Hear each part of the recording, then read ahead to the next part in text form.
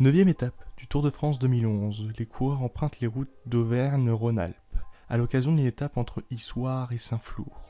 Une étape vallonnée, avec plusieurs cols répertoriés sur le parcours, propice aux baroudeurs.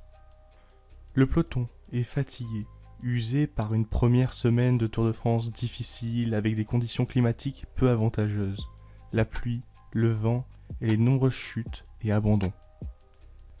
L'objectif du jour pour ces coureurs est de rallier l'arrivée avant une étape de repos bien méritée. Au bout d'une première heure de course très rapide, une échappée se forme à la pédale. Thomas Voeckler, Johnny Ogerland, Luis León Sánchez sont rejoints ensuite par Sandy Cazard, Juan Antonio Flecha et Niki Terpstra. Ils formeront l'échappée à 6 de cette journée.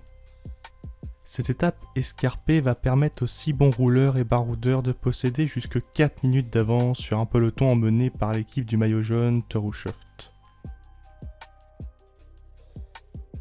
Thomas Voeckler, ici en vert, est le coureur le mieux placé du classement général dans l'échappée. 19e du général avec un retard d'1 minute 29 sur le maillot jaune. Le peloton gère l'écart avec l'échappée. Mais une chute dans la descente du pas de Pérol va perturber les plans du peloton. Une trentaine de coureurs se retrouvent au sol. Parmi eux, regardez, Vandenbroek, il y a également Alexandre Vinokourov. Alexandre Vinokourov, tombé dans le fossé et remonté par ses coéquipiers. Souffrant d'une fracture de la hanche et du fémur, il ne reprendra pas la route, tout comme le Belge Jurgen Vandenbroek. 2 prétendants à un podium à Paris quittent la route du Tour. Alors que Johnny Ogerland et Thomas Voeckler se battent pour les points du classement de la montagne, Thomas Voeckler comprend que c'est peut-être son jour et son unique chance de porter le maillot jaune sur ce Tour de France. L'écart va grimper jusque 7 minutes 46 pour les hommes de tête. La victoire semble promise à l'un d'entre eux.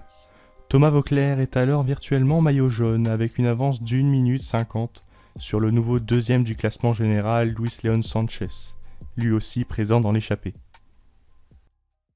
Mais une chute, impressionnante comme on l'a rarement vue à l'avant de la course, va provoquer la scission du groupe de tête. Oh là là, quelle horreur!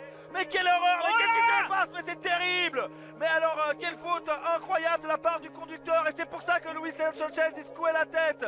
Mais alors là, c'est vraiment, après la chute de Niki Sørensen embarqué par une moto, cette toute petite route, cette voiture de France Télévisions qui vient heurter Juan Antonio Flecha et qui emmène avec lui Johnny Ogerland dans les fils de fer barbelés. Mais alors, quelle horreur, Richard! Une voiture de France Télévisions, diffuseur officiel du Tour de France, se déportant sur le côté d'une route étroite, provoque la chute de Juan Antonio Flecha et entraîne le Hollandais Johnny Ogerland dans les barbelés. Leurs jambes meurtries, les 2 coureurs vont finalement terminer l'étape, courageusement, malgré leur état. À l'arrivée de l'étape, le patron du Tour de France, Christian Prudhomme, répond aux médias à propos des incidents qui ont eu lieu durant la course. Le directeur du Tour de France a eu les mots durs.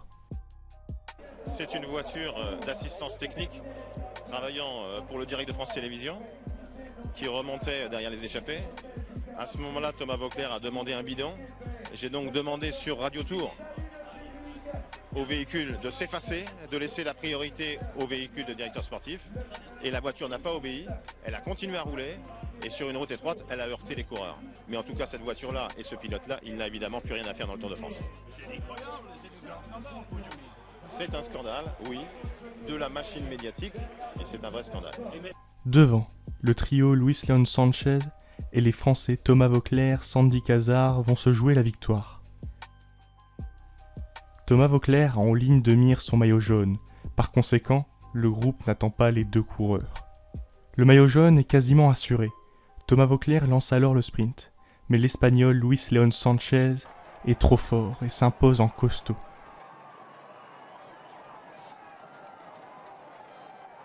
Thomas Voeckler prend la 2e place de l'étape et se console avec le maillot jaune.